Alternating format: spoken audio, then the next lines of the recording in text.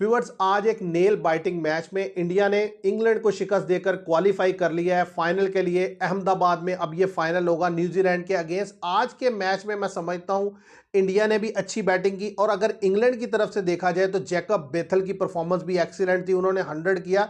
लेकिन मैच में जिस चीज़ का डिफरेंस रहा वो मैं आपके सामने रख देता हूं। मैं ये समझता हूं कि ऑन द होल अगर इस मैच का एनालिसिस किया जाए और देखा जाए कि इंडिया की जो बैटिंग थी उसको भी और इंग्लैंड की बैटिंग को भी जो वाजे वाजे जो चीज़ नज़र आती है वो है फील्डिंग का डिफरेंस। आप देखें 15 रन के ऊपर संजू सैमसन का कैच ड्रॉप हुआ और बड़ा ही इजी कैच ड्रॉप किया हैरी ब्रूक ने, और उसके बाद उन्होंने 89 रन बनाए 42 बॉल्स पर। एक्सीलेंट बैटिंग थी और उतनी ज़बरदस्त पार्टनरशिप लगी उनकी और ईशान किशन की, मैं समझता हूं जिसने गेम का मोमेंटम सेट किया। और उसके बाद इंडिया के हर आने वाले बैट्समैन ने खुद बारी लेने की कोशिश नहीं की बल्कि रन्स को ज्यादा से ज्यादा बनाने की कोशिश की। इसीलिए आप देखें 25 बॉल्स पर 43 रन शिवम दुबे ने बनाए, 7 गेंदों पर 21 रन जो है वो तिलक वर्मा करके गए, 12 गेंदों पर 25 जो है वो हार्दिक पांड्या करके गए, इसी तरह 18 गेंदों पर 39 जो है वो ईशान किशन ने बनाया। तो मतलब सब लड़कों ने फिर जो है वो आकर बेहतरीन इनिंग्स खेली और 254 रन का टारगेट दिया। लेकिन फिर भी इंग्लैंड ने बड़ा मुकाबला किया, बड़ा अच्छा खेला और बड़ी स्ट्रैटेजी से खेला। लेकिन इंग्लैंड जहां मैच हारा वो चीज थी इंडिया की एक्स्ट्रा ऑर्डिनरी फील्डिंग।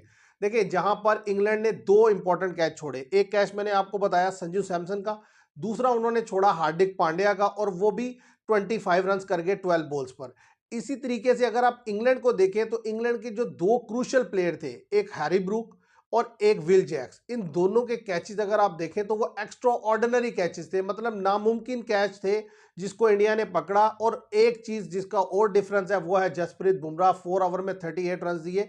तो ये वो चीजें थी जिसको इंडिया ने, मैं समझता हूं एक हाई प्रेशर गेम में जो इंडिया की ये टीम है इसके अंदर जो क्वालिटी है वो है प्रेशर को हैंडल करने की क्वालिटी। देखिए प्रेशर पड़ता है सब पे, जब भी आप बड़ा मैच खेलते हैं सेमीफाइनल फाइनल, तो ऐसी सिचुएशन में प्रेशर दोनों टीम्स के ऊपर होता है, गलतियां दोनों करती हैं, लेकिन टीम वही जीतती है जो कम गलतियां करती है। तो मैं समझता हूं इंडिया ने आज ना होने के बराबर गलतियां की, उन्होंने सारे अपने बॉक्सेस ऑलमोस्ट टिक किए। खासतौर पे फील्डिंग की अगर मैं बात करूं, बॉलिंग उनका एक दफा फिर कंसर्न रहा कि 254 के अगेंस्ट जो है इंग्लैंड 246 रन बना गया। और इंडिया को भी अगर आप देखें तो कहीं ना कहीं उनके पास एक बॉलर मुझे लगता है शॉर्ट चल रहा है, जिस तरीके से वरुण चक्रवर्ती के अगेंस्ट रन बन रहा है। और वह डेफिनेटली न्यूजीलैंड के फाइनल से पहले हो सकता है उनकी जगह रिप्लेसमेंट में कुलदीप यादव को खिलाएं। लेकिन फिर भी आपको तारीफ करनी होगी सूर्य कुमार यादव की कैप्टनसी की, वो अप टू द मार्क थी, एक्सीलेंट थी in comparison of Harry Brook. Harry Brook जहां पर स्पिनर को लाना चाहिए था वहां पर नहीं लाए। मैं समझता हूं विल जैक्स ने जहां विकेट निकाली थी उनका वहां पर आकर गेंद करना बनता था, उनका ओवर वो 20वां ओवर करवाया उन्होंने और वहां पर उन्हें 17-18 रन बनी। इसी तरीके से अगर आप देखें जो इंडिया की कैप्टनसी में जो आप देखें अगर सूर्या कुमार यादव को, तो उन्होंने अक्षर पटेल का एक ओवर बचा लिया सिर्फ इसलिए कि कहीं उनको रन्स कंसीड ना हो जाए। और दूसरी तरफ आप देखें कि इंग्लैंड ने गलत टाइम पे गलत बॉलर यूज किए, इसके अलावा प्लेइंग 11 में जो लड़के खिलाए थे मतलब साफ पता चल रहा था कि उनका यूज नहीं है। आप देखें जिमी ओवरटन को रन्स बहुत ज्यादा बना और वो बैटिंग में भी खातिर खा कुछ नहीं कर सके। इसी तरीके से जो लाइम डॉसन खेल रहे थे उन्होंने एक ओवर में 17 रन दी, उसके बाद ओवर भी नहीं कराया, बैटिंग में भी नहीं आए। और सैम करन, मैं समझता हूं ये वो 14 बॉल्स थी जिसने इंग्लैंड का मैच जो है उनके हाथ से निकलवा दिया। कि ऐसे मैच में जिसमें हर लड़का 14 को डबल कर रहा है, आप इंडिया की पूरी बैटिंग देखें, जिस भी लड़के ने 10 बॉल खेले हैं उसे 20 में कन्वर्ट करके गया है। वहां पर एक लड़का आता है वो 14 बॉल्स खेलता है और जस्ट 18 रन बनाता है और उसे समझ ही नहीं लगती। तो मैं समझता हूं ये वो क्रूशियल मोमेंट थे जहां से मैच जो है वो इंग्लैंड के हाथों से स्लिप कर गया। और डेफिनेटली आपको दाद देनी होगी इंडिया को, क्योंकि टॉस इंडिया हारा था, लेकिन इवन देन उन्होंने मुंबई में जिस तरीके की बैटिंग की और जिस तरीके से फिर आकर बॉलिंग और कैप्टनसी की, तो वो डिजर्व करते थे ये मैच को जीतना। और संजू सैमसन की मैं समझता हूँ टॉप क्वालिटी इनिंग्स अगर आप कहें तो गलत नहीं होगा, आज एक दफा फिर देखने को मिली जिसने पूरे मैच का मोमेंटम सेट कर दिया।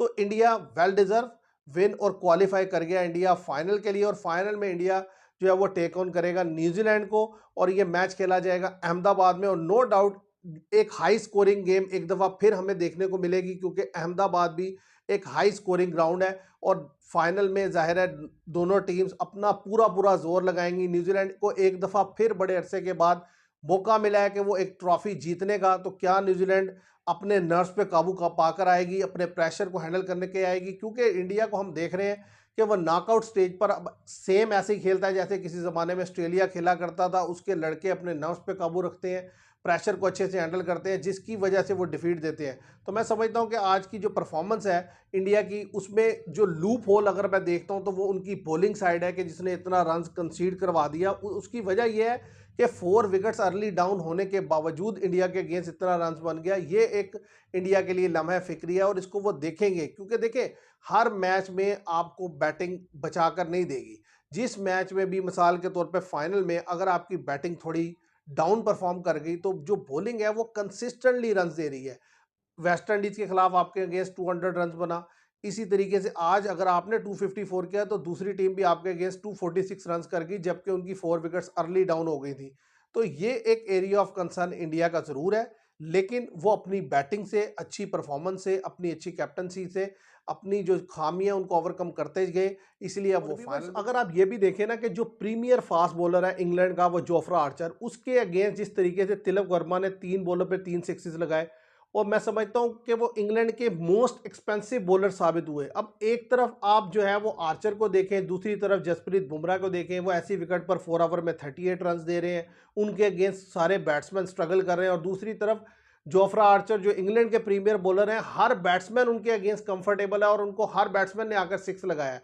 तो जब इतना बड़ा डिफरेंस होगा कि आपका प्रीमियर बॉलर और दूसरे के प्रीमियर बॉलर में, तो मैं समझता हूं कि फिर आपका जीतना नहीं बनता।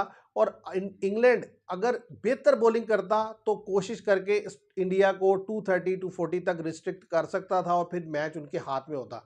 तो देखते हैं व्यूवर्स, अब जो इंडिया खेलेगा न्यूजीलैंड के अगेंस्ट, जाहिर है वो फाइनल मैच होगा। न्यूजीलैंड के ऊपर भी बॉलिंग में कंसर्न है, कुछ उनके पास क्वालिटी बॉलर हैं जैसे मैट हेनरी है, नो डाउट। इसके साथ साथ मिचेल सेंथनर है उनके पास। ये 2 बॉलर्स तो मैं कह सकता हूं कि अच्छे हैं। इसके अलावा जो बॉलर हैं उनमें जो लॉकी फर्गूसन वगैरह, ये वो बॉलर हैं जिनके अगेंस्ट रन्स कंसीड होते हैं।